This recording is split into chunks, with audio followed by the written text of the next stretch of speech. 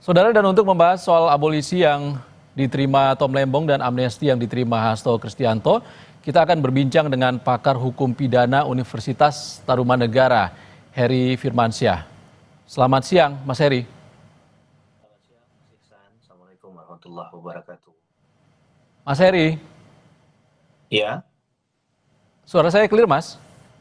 clear terdengar Oke, Mas suaranya. Heri. Suara saya Oke, Mas Heri, keputusan atau surat dari Presiden Prabowo Subianto pemberian kepada 1.000 lebih dan dua diantaranya adalah Tom Lembong dan juga Sekjen PDIP Hasto Kristianto ini mendapat kritik juga dari banyak pihak. Anda melihatnya seperti apa? ya, menurut saya sah-sah saja ya, ada pendapat yang terbelah dan memang itu di dalam ranah negara demokrasi wajib hukumnya fardhu ain untuk dilakukan ya. Karena memang, ini sebagai, pengingat kepada semua bahwa setiap kebijakan yang digulirkan itu tentunya, berhadapan-hadapan dengan, rakyat juga. Walaupun ini kepentingannya hukumnya satu orang, tapi kan kasus ini adalah atensi publik, kemudian kasusnya menggunakan dakwaan undang-undang tindak pidana korupsi. Di sisi yang lain mungkin ada yang beranggapan bahwa bagaimana dengan perkembangan, penegakan hukum tindak pidana korupsi kita dan masih ada, PR yang belum selesai di sana ya, mengapa kemudian jalurnya harus lewat amnesti dan abolisi. Mengapa kalau tidak harus di-challenge di upaya hukum, normal saja, biasa saja, atau nanti sampai kepada upaya hukum luar biasa, agar memang terbuka secara terang benderang secara hukum begitu ya. Memang konteks amnesti dan abolisi itu diatur bahkan di Undang Dasar 1945 kita, di pasal 14 ayat 2 di mana amnesti dan abolisi itu hak prerogatifnya presiden. Tapi nanti bisa dikeluarkan itu berdasarkan ujungnya adalah keputusan presiden yang harus juga disampaikan kepada Dewan Perwakilan Rakyat. Uh, jadi mekanisme ini memang secara konstitusional sah gitu ya. Tapi memang di sisi yang lain menjadi catatan karena tadi saya katakan, apakah ini dalam konteks dikeluarkannya keputusan ini selesai di top manajemen yang top level manajemennya. Uh, saya katakan demikian karena misalnya begini, jaksa penuntut umum yang sudah menyidangkan perkara ini berbulan-bulan, yang dengan gagah beraninya mendakwa kemudian menuntut dengan undang-undang tidak pidana korupsi dan bahkan terbukti bersalah di tingkat pengadilan tingkat pertama kan harus dijelaskan juga positioningnya ya. Jangan sampai nanti mereka dianggap tidak bekerja secara profesional dan lain sebagainya. Walaupun mereka menuntutnya sudah selesai sampai di sini, begitu. Memang di kasus Tom Lembong itu dari awal saya juga ketika diundang di beberapa tempat saya sudah sampaikan memang hal yang hampir tidak lazim ditemukan khusus untuk kasus Tom Lembong yang saya bicarakannya karena memang tidak ditemukan adanya mens rea walaupun dalam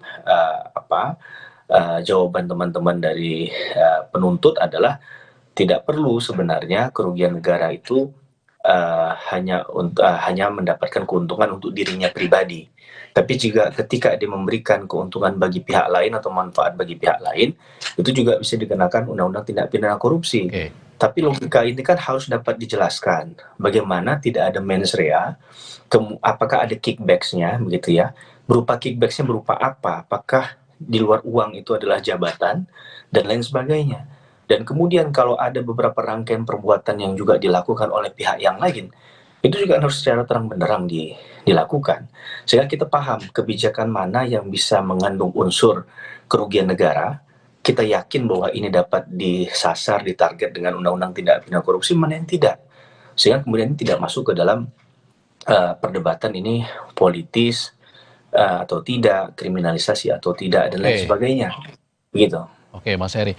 Baik Ya. Kejagung dan juga KPK yang menindak Tom Lembong dan Hasto Kristianto ini masih akan mempelajari dulu keputusan dari Presiden Prabowo Subianto untuk memberikan abolisi dan juga amnesti. Kita akan tanya kepada jurnalis Kompas TV Rahma Piliang yang saat ini berada di Komisi Pemberantasan Korupsi terkait dengan kabar terkini dari sana.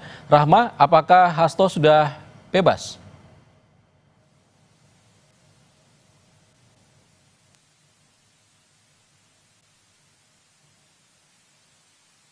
Rahma?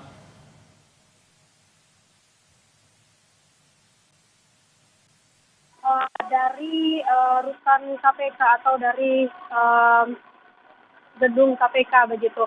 Dan hingga saat ini memang Ihsan dan juga saudara, kami tadi juga sudah menanyakan kepada juru bicara KPK Budi Prasetyo dan menyebutkan bahwa memang tadi sempat dari Hasto Kristianto atau Sekjen PDI Perjuangan ini keluar sebentar, tapi ini keluarnya bukan keluar bebas begitu ya. Keluar bebas begitu ya, Ihsan, karena hanya untuk pergi berobat saja di rumah sakit dan kembali ke rutan KPK sekitar pukul 10:45 waktu Indonesia Barat. Dan hingga saat ini memang Ihsan dan juga saudara, kami masih menunggu kapan dari KPK ini membebaskan atau Hasto Kristianto ini bebas dari rutan KPK ini. Dan kami sempat menanyakan tadi kepada juru bicara KPK dan juga disebutkan bahwa Ihsan hingga saat ini dari KPK ini belum menerima surat keputusan yang disebutkan Hasto Kristianto ini menerima amnesti dari Presiden Prabowo Subianto. Dan juru bicara KPK Budi Prasetyo menyebutkan kalau sekiranya dari surat tersebut telah diterima KPK, maka KPK ini akan langsung membebaskan atau langsung memproses pembebasan Hasto Kristianto, dan maka hukum terhadap Hasto Kristianto ini sudah dihentikan begitu, Ihsan dan juga saudara. Tapi hingga kini belum ada informasi kalau dari KPK ini sudah menerima surat Kepres, maksud kami begitu ya, Ihsan. Dan hingga saat ini kami masih menunggu apakah akan diberikan hari ini dan akan dibebaskan Hasto Kristianto langsung hari ini atau kapan, kami masih harus perlu mengkonfirmasi kembali, Ihsan.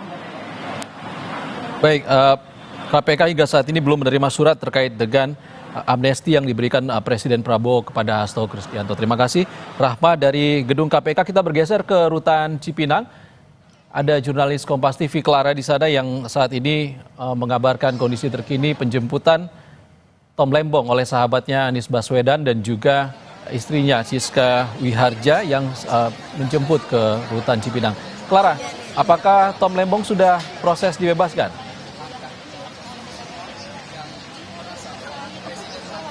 Ihsan dan juga saudara, saat ini berdasarkan keterangan informasi dari kuasa hukum Thomas Trikasi Lembong yaitu Ari Yusuf Amir mengatakan memang proses administrasi ini tengah berjalan untuk pembebasan dari Tom Lembong sejak tadi diberikan keterangan sekitar pukul 11 siang.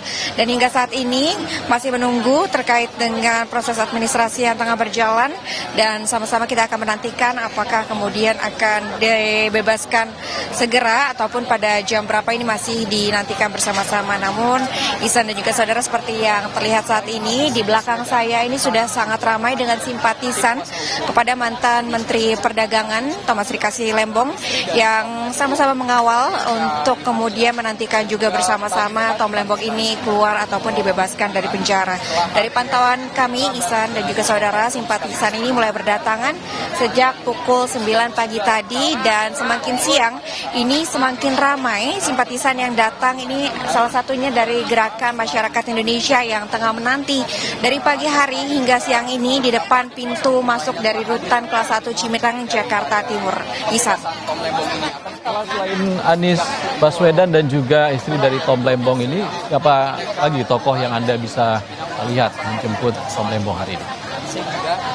Yang tadinya mereka sempat berjalan. Ihsan dan juga saudara, maaf Ihsan, saya tidak terlalu mendengar suara Anda dengan jelas, namun saya akan menggambarkan kembali situasi saat ini. Selain telah ramai dihadiri oleh simpatisan yang setia menanti Tom Lembong untuk kemudian keluar dari rutan Cipinang, Jakarta Timur, memang hari ini direncanakan ataupun diperkirakan Tom Lembong akan bebas. Berdasarkan keterangan kuasa hukum, memang untuk proses administrasi ini sedang berjalan, dan tadi dari kuasa hukum juga telah mengatakan bahwa ada pesan yang disampaikan oleh Tom Lembong, yaitu ia menyampaikan terima kasih baik kepada masyarakat juga kepada seluruh tokoh yang telah memberikan dukungan kepadanya. Ihsan. Oke, tadi Rahma Piliang mengabarkan kalau KPK belum menerima surat terkait dengan amnesti yang diberikan Presiden kepada Hasto Kristianto. Bagaimana dengan Kejaksaan Agung, Carla?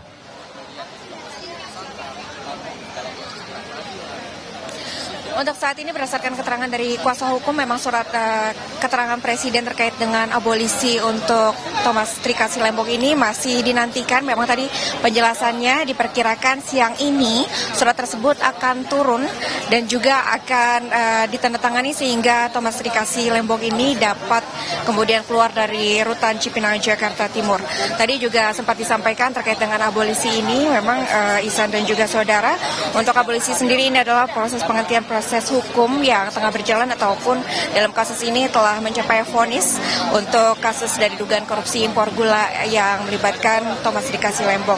Dan dengan adanya abolisi ini maka seluruh perkara ataupun proses hukum yang tengah berjalan maupun vonis yang telah diberikan ini tidak lagi berlaku dan juga dianggap perkara tersebut tidak pernah ada dengan diberikannya abolisi ini. Abolisi ini diusulkan oleh Presiden Republik Indonesia Prabowo Subianto kepada DPR RI untuk kemudian diberikan pertimbangan, dan pada tanggal 31 Juli ini DPR RI telah menyetujui usulan pertimbangan abolisi yang disampaikan oleh Presiden Prabowo Subianto.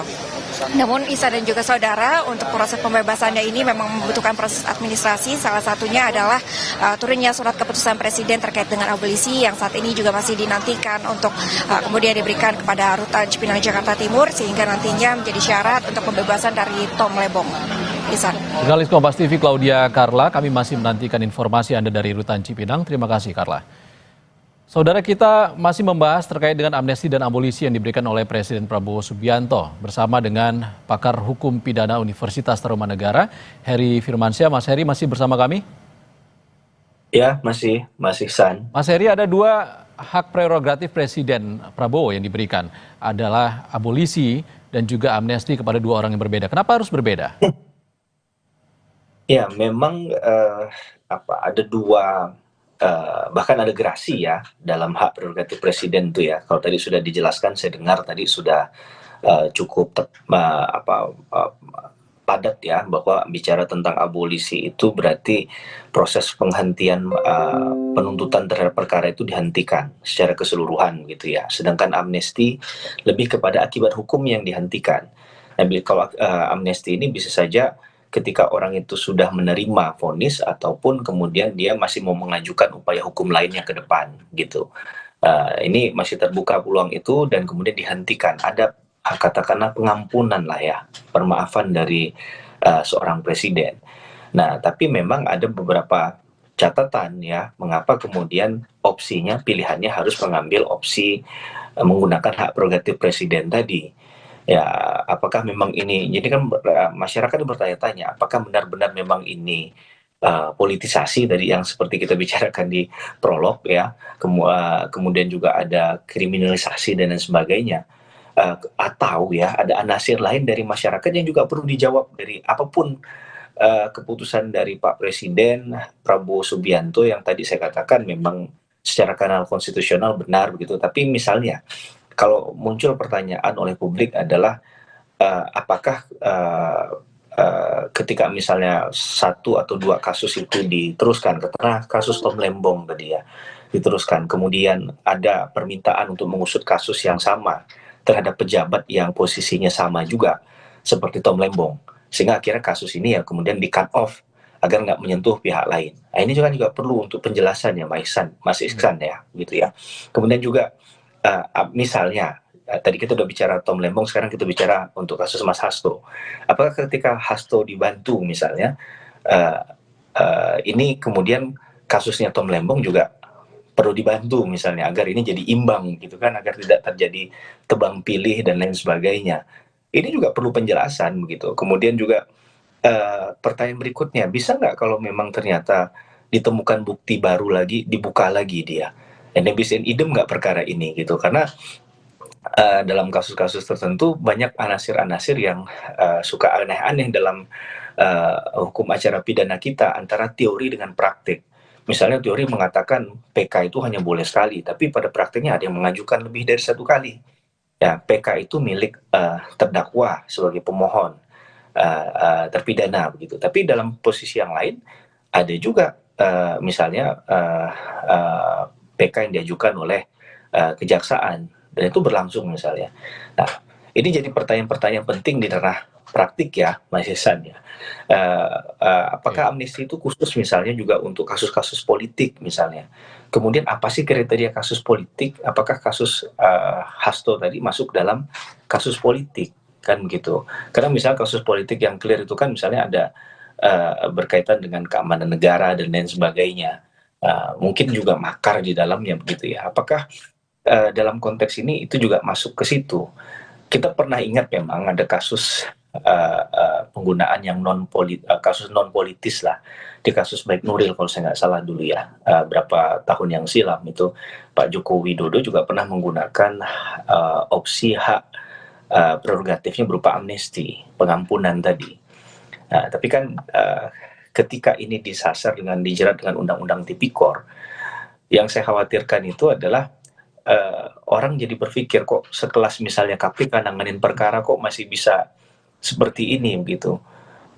Ini juga berimbas pada kasus-kasus yang ditangani oleh Kejaksaan Agung maupun KPK di perkara-perkara yang lain juga. Jadi harapan kita apapun yang diambil langkahnya itu adalah jalan terbaik ya.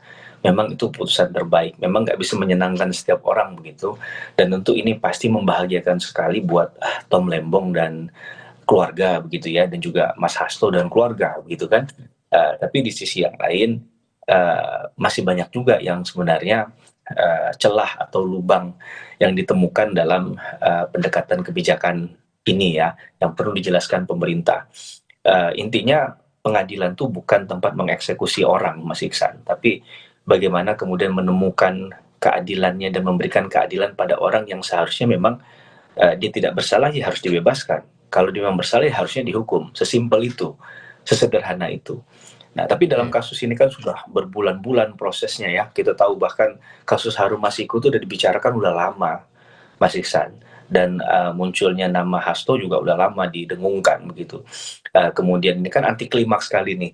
Ya, ini saya rasa juga perlu pemerintah mungkin memberikan penjelasan ya, narasi-narasi yang jelas agar masyarakat juga tercerdaskan dan yakin bahwa memang ke depan bukan hanya untuk Tom Lembong dan juga Hasto saja, abolisi dan amnesti itu terbuka lebar, bahkan secara cepat diproses begitu ya kan, nggak lama dari putusan ini ya Mas Ihsan ya. Kemudian ada proses surat presiden dibuat, diterima oleh DPR, dibahas, dan mungkin sebentar lagi akan keluar produk hukumnya berupa keputusan presiden. Yang kita inginkan adalah adanya justice for all saja, ya, keadilan itu bagi semua, gitu. Bukan hanya untuk segelintir, untuk satu atau kelompok orang, karena punya akses ke sana misalnya. Kalau saya dari sisi netral melihat itu dan tidak berusaha untuk lebih jauh mengkritisi bahwa apakah ini benar atau tidak, tapi hal-hal yang mungkin saja muncul ya dari konteks masyarakat inilah yang saya rasa perlu untuk mendapatkan hak hukumnya ya, informasi yang tepat, yang sesuai ya. Mengapa kemudian pilihan-pilihan tadi dilakukan gitu, karena kasusnya sudah menyita perhatian publik sudah terlalu lama begitu ya. Kasus ini bahkan di beberapa stasiun TV kan disiarkan secara eksklusif begitu Mas Iksan. Oke, hal-hal yang kemungkinan muncul itu tadi Anda katakan, baik kasus yang menimpa Tom Lembong maupun Hasto ini masih bergulir, ada proses banding di sana, ada juga penyidikan ataupun pengejaran terhadap buron Harun Masiku di kasus yang menimpa Hasto. Anda melihatnya bagaimana ini untuk ke depannya? Itu yang benar Mas Ihsan sampaikan, itu adalah silang sengkarut ke depannya. Jadi jangan sampai kita hanya melihat fase ini saja bahwa ini selesai begitu. Bahwa benar di kasusnya Harun Masiku harus bagaimana kemudian? Apakah kemudian dipisah akhirnya dipilah-pilih hanya Harun Masiku saja yang nanti akhirnya diproses misalnya di pengadilan kan? Mumpung ini juga di orangnya belum ketemu kan? Nah, ini bagaimana tanggung jawab untuk perkara berikutnya? Saya rasa juga perlu penjelasan ya dari pihak yang menangani perkara ini. Apakah nanti setelah dipelajari misalnya keputusan presidennya ataupun surat dari ataupun apapun lah bentuk produk yang disampaikan kepada masing-masing instansi yang menangani perkara ini, ya dia harus ada penjelasan kepada publik bagaimana terhadap hal ini gitu. Apakah kemudian kasusnya akan diteruskan atau ditutup demi hukum misalnya. Karena agak tidak adil juga, ada beberapa pihak yang dikenai tindakan, dikenai pertanggungjawaban pidana, tapi di sisi yang lain ada orang yang tidak. Kalau dalam konsep pasal misalnya menggunakan pasal penyertaan, pasal 55 KUHP, Delming, ya satu bersalah bisa saja yang lain menjadi bersalah juga, satu tidak bersalah, yang lain juga menjadi tidak bersalah. Kan itu saya rasa lebih fair ya menilai, karena dianggap dalam satu berkas itu, dalam satu perkara mereka bersama-sama melakukan suatu tindak pidana, kan begitu. Itu yang saya rasa perlu untuk mengapa tadi kita selalu mengatakan ini perlu dijelaskan ke publik. Memang tadi udah kita sampaikan berkali-kali, ini hak prerogatif nggak bisa dilawan sebenarnya. Kalau kita ditanya bagaimana tentang hak prerogatif, ya hak prerogatif begitu. Baik. Apa yang mau dikatakan tentang hak prerogatif, tapi penggunaan terhadap hak prerogatif ini kan memang harus hati-hati, karena tetap bagaimanapun itu tidak berdiri sendiri, tidak bisa mandiri secara ultimate begitu ya. Ada pertanggungjawaban hukum, pertanggungjawaban kepada masyarakat ya, secara luas, baik yang memiliki intensi yang sama maupun yang tidak, di luar dari itu ya, yang hanya mengikuti kasusnya saja. Sehari-hari mengkonsumsi itu, kemudian menceritakan, membahas, tiba-tiba ini kan kontraproduktif ini ya, terhadap upaya yang dilakukan berbulan-bulan bahkan bertahun-tahun dalam proses ikhtiar menemukan keadilan dan membuka kotak Pandora dari suatu perkara hukum. Ini menurut saya jadi catatan penting ya bagi dikeluarkannya amnesti dan abolisi di perkara Tom Lembong. Dan siapa yang harus menjelaskan ini semua? Apakah instansi hukum atau DPR kah? Jangan dijawab dulu Mas Heri, nanti kita kembali lagi usai jeda. Baik. Di perdagangan, belum juga terlihat keluar dari rutan Cipinang setelah mendapatkan abolisi dari Presiden Prabowo Subianto. Dan saat ini, mantan Gubernur DKI Jakarta Anies Baswedan dan juga istri dari Tom Lembong, Maria Francisca Wiharja, sudah memasuki rutan Cipinang untuk proses penjemputan Thomas Trikasih Lembong. Kita kembali berbincang dengan pakar hukum pidana, Heri Firmansyah. Mas Heri. Mas Heri. Ya. Tadi ada pertanyaan menggantung, Mas. Siapa yang harus menjelaskan presiden ataupun hal-hal yang bisa timbul setelah pemberian abolisi ataupun amnesti kepada dua tokoh ini? Yang pasti adigium yang umum begini Mas, bagi pihak yang merasa menang atau menang nggak perlu menjelaskan, yang kalah ini yang perlu menjelaskan, biasa begitu kan. Maka kalau kita lihat dari struktur hasilnya nanti, maka tentunya harus menjelaskan pihak-pihak pertama yang mengambil keputusan itu, mengeluarkannya, yang kedua yang dikenai putusannya tadi. Ya berarti pihak yang dianggap dalam tanda petik ya kalah begitu ya dalam perkara ini karena tidak berhasil membuktikan tadi. Nah, ini kan jadi bingungnya kita di situ. Ini artinya Kejaksaan Agung dan KPK? Kejaksaan Agung dan KPK kan masih mempelajari tadi kan, nah, maka dia juga harus menjelaskan apa hasil dari yang dipelajari tadi, apakah memang sesuai dengan kaidah ketentuan undang-undang, karena mereka juga punya hak untuk, bahkan menurut saya punya hak untuk menjawab atau menjelaskan tadi ya, walaupun di dalam undang-undang nggak diatur secara rigid bentuk haknya seperti apa, bagaimana mekanisme hak itu mereka sampaikan, tapi setidak-tidaknya ini kan ada bagian yang masuk akal ya untuk penjelasannya teman-teman Kejaksaan Agung yang dimana kasusnya sedang mengupayakan banding juga. Nah terhadap bandingnya sendiri seperti apa? Maka pertanyaan itu dan penjelasannya plus jawaban-jawaban yang detail tadi perlu disampaikan secara langsung kepada masyarakat karena momentumnya pas, begitu Mas Iksan. Ya karena kalau tidak dijelaskan ini seakan-akan ya sudah selesai begitu, walaupun ya mungkin dianggap bahwa DPR itu adalah perwakilan rakyat ya, bahwa ya, berarti kalau DPR sudah ketok palu ya cukup begitu. Ya menurut saya tidak begitu ya dalam kita berpikir tentang bernegara, apalagi kita dalam hal ini adalah kasus hukum, sekali lagi dengan menggunakan undang-undang tipikor loh Mas, dan di pengadilan tingkat pertama dua-duanya terbukti begitu. Walaupun ya terlepas dari ini benar atau tidak, ada politisasi atau tidak, saya rasa teman-teman yang menyidangkan perkara ini belum tentu tahu semua atau bahkan semua tidak ada yang tahu berkaitan dengan awal mula perkara ini ada unsur politis atau tidak. Mereka ya bekerja saja kan secara profesional. Yang ingin saya selamatkan adalah semangat pemberantasan korupsinya saja, begitu ya. Dan juga memang perlu kehati-hatian dalam penanganan tindak pidana korupsi. Jangan sampai hukum secara umum itu digunakan sebagai alat untuk menjegal pihak yang tidak disukai. Baik, Mas Heri, kita tahan dulu Mas Heri. Kita ke